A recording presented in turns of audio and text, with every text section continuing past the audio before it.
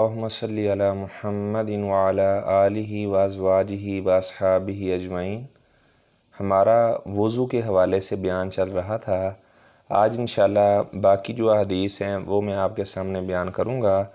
عن عبداللہ ابن عمرو رضی اللہ تعالی عنہما فی صفۃ الوضوء قال ثم مسح براسہ وادخل اصبعیہ السباحتین فی اذنیہ ومسح بإبہامیہ علی ظاہر اذنیہ، اخرجہ ابو داود والنسائی وصححہ ابن خزیمہ۔ عبداللہ بن عمرو بن عاص رضی اللہ تعالیٰ عنہ روایت کرتے ہیں، یہ عبداللہ رضی اللہ تعالیٰ عنہ صحابی رسول ہیں اور عبادلہ اربعہ میں شامل ہیں۔ ان کے والد کا نام عمرو بن عاص رضی اللہ تعالیٰ عنہ تھا، یعنی یہ عبداللہ خود بھی صحابی ہیں، ان کے والد عمرو بن عاص رضی اللہ تعالیٰ عنہ بھی صحابی ہیں۔ ان کے جو والد عمرو بن عاص رضی اللہ تعالیٰ عنہ تھے وہ ان سے 13 سال بڑے تھے،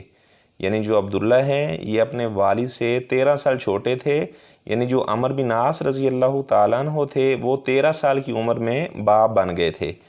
تو یہ عالم بھی تھے، حافظ بھی تھے، عابد بھی تھے، بہت زیادہ یہ اللہ تعالیٰ کی عبادت کرنے والے تھے عبداللہ بن عمرو بن عاص رضی اللہ تعالیٰ عنہ۔ فرماتے ہیں وضو کی کیفیت بیان کرتے ہوئے کہ آپ صلی اللہ علیہ وسلم نے اپنے سر کا مسح کیا۔ سر کا مسح ایک بار ہی ہے، وہ 3 بار نہیں ہے۔ وَأَدْخَلَ إِصْبَعَيْهِ السَّبَّاحَتَيْنِ فِي أُذُنَيْهِ، آپ صلی اللہ علیہ وسلم نے یہ 2 شہادت والی انگلیاں یہ اپنے کانوں میں داخل کی، وَمَسَحَ بِإِبْهَامِهِ، اور اپنے انگوٹھوں کے ساتھ آپ صلی اللہ علیہ وسلم نے علی ظاہر اذنیہ، کانوں کے ظاہری حصے کا مسح کیا، یوں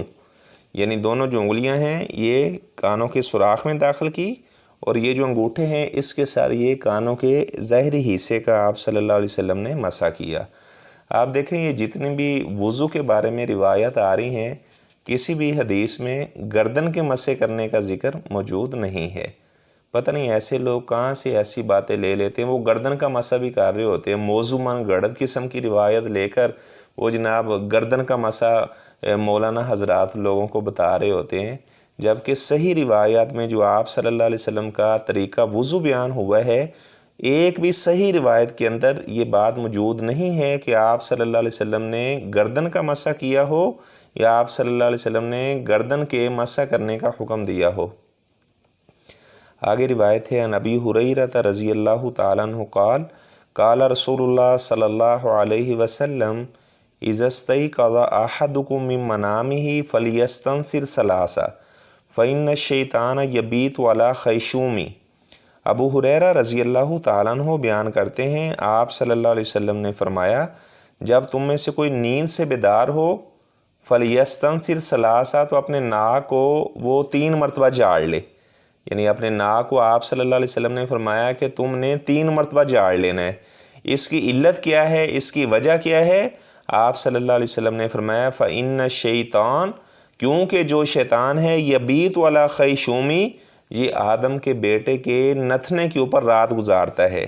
یا تو یہ حقیقی طور پر وہ رات گزارتا ہے، یا آپ صلی اللہ علیہ وسلم نے ہو سکتا ہے کہ یہ استعارہ بیان کیا ہو، کیونکہ جو شیطان ہے یہ گندگی کو پسند کرتا ہے، اور ناک کے اندر چونکہ فضلہ وغیرہ ہوتا ہے تو ناک کے ذریعے سے وہ سستی داخل کرتا ہے، کاہلی داخل کرتا ہے، انسان کو بوجھل بنا دیتا ہے کہ وہ نماز سے دور ہو جائے۔ تو بعض یعنی محدثین نے اس کا یہ بھی مطلب بیان کیا ہے۔ تو اس کے بعد روایت ہے آپ صلی اللہ علیہ وسلم کے صحابی حضرت ابو ہریرہ رضی اللہ تعالیٰ عنہ ہی بیان کرتے ہیں، آپ نے فرمایا اذا استيقظ احدكم من نومه فلا يغمس يده في الاناء حتى يغسلها ثلاثا۔ آپ صلی اللہ علیہ وسلم نے فرمایا جب تم میں سے کوئی نیند سے بیدار ہو تو برتن میں اپنا ہاتھ داخل نہ کرے، یعنی نیند سے بیدار ہوا ہے تو فوراً کسی برتن میں ہاتھ داخل کر دے، وہاں سے پانی لینے لگے، آپ صلی اللہ علیہ وسلم نے منع کی ہے۔ تو آپ صلی اللہ علیہ وسلم نے فرمایا پہلے اپنا ہاتھ 3 مرتبہ دھو لے، اس کے بعد برتن میں اپنے ہاتھ داخل کرے، ٹھیک ہے، یعنی 3 مرتبہ اپنا ہاتھ دھونا ہے، اس کے بعد کسی برتن سے پانی وغیرہ لینا ہے۔ آپ صلی اللہ علیہ وسلم نے فرمایا فَإِنَّهُ لَا يَدْرِي،